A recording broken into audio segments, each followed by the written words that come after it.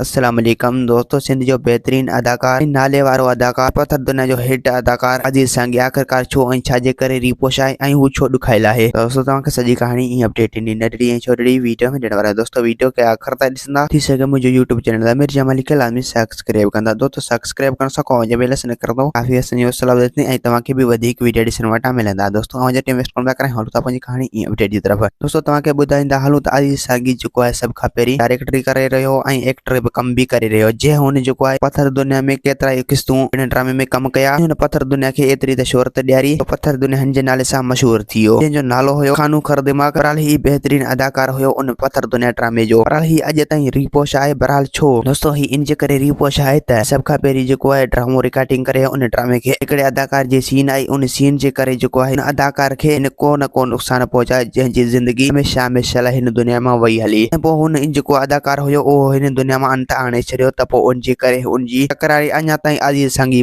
सां पई हले। दोस्तों मुंहिंजो ही वीडियो जेको आहे अजीज सांगी ताईं पहुचायो जीअं अजीज सांगी जा जेके मसला आहिनि उहे हल थी सघनि ऐं हू वरी नए सही जी ज़िंदगी जनी पुॼाणी अची करे सघे। दोस्तों ही तव्हां वीडियो में ॾिसी रहिया आहियो त अजीज सांगी जेको आहे केतिरो ॾुखायल आहे ऐं हू आख़िरकार केतिरो त मजबूर आहे जो अॼु ताईं ड्रामनि में नथो अची सघे। ऐं दोस्तों ही तव्हां जेको स्क्रीन ते वीडियो ॾिसी रहिया आहियो, तव्हां हिन वीडियो ते पाण अंदाज़ो लॻायो त अजीज सांगू केतिरो ॾुखायल आहे ऐं हुनजे अखियुनि मां केतिरा लुड़क लड़ी आया आहिनि ऐं हू आख़िरकार केतिरो मजबूर आहे। त दोस्तों ही वीडियो जेको आहे उन अजीज सांगी ताईं लाज़मी पहुचायो ऐं सिंध जे वारसनि ताईं लाज़मी वीडियो पहुचायो। इहे जेको आहे 1 मिंट काफ़िलो कढनि ऐं अजीज सांगी जो इहो मसलो तमामु जल्द हल कंदा जो हिननि जो मसलो काफ़ी सालनि खां हली रहियो आहे। बहरहाल जे खिलाफ़ 1 मिंट काफ़िलो कढो जीअं जेको आहे हिन जो मसलो हल थी सघे ऐं अॻिते नुक़सान न थी सघे। पर जेकॾहिं हीउ तकरार अॻिते वधंदो रहियो त पोइ ॿिन्हिनि धुरनि जो नुक़सान थींदो ऐं असां नथा चाहियूं त इहे नुक़सान थिए ऐं अजीज सांगी जेको आहे अञा ताईं रिपोश रहे। तमामु जल्द असां चाहियूं था त अजीज सांगी जेको आहे नए मैदान ते अचे। दोस्तों उम्मीद है कहाणी ईंदी खे पसंदि असांखे ॾींदा इजाज़त। वरी तव्हां सां मिलंदासीं के नई वीडियो में। ख़ुदा हाफ़िज़।